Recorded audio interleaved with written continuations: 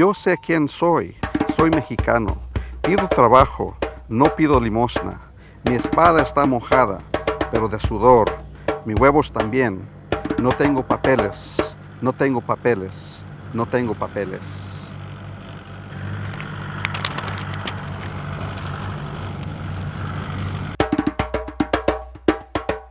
Today in class what we're doing is we are being introduced to a novel written by Tomás Rivera, a novel that focuses on the plight of migrant farm workers from the 1940s and 50s.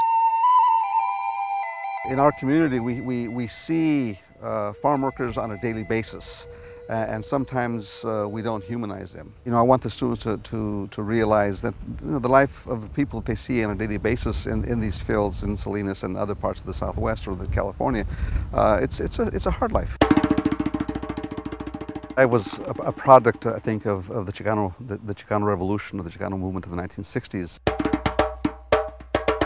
We were those students who were marching on the streets. And at the time I was a student studying literature. One of my Spanish professors, she said, "Señor Urioste, pay attention to this particular writer because he's one of yours." And I didn't know what she meant. Then I went and checked the writer, and he was a writer by the name of Sabin Ulibarri, who was writing about the experience of Chicanos in the small communities in northern New Mexico. And indeed, I read the story, and it was a story about me and my experiences, my background, my people.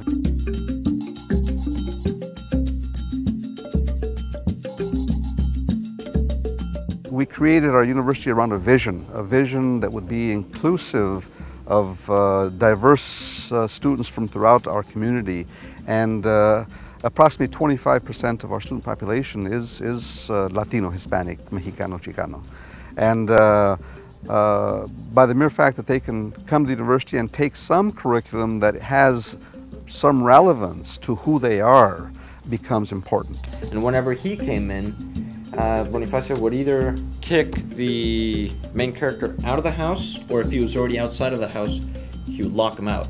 But the children, being thirsty and being children, couldn't wait. I can relate so much to the stories here because I'm an immigrant, I've been a migrant student, I've been a migrant worker.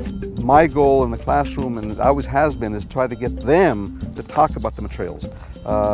Rather than me talking at them, let's have a dialogue, and let's see how they as students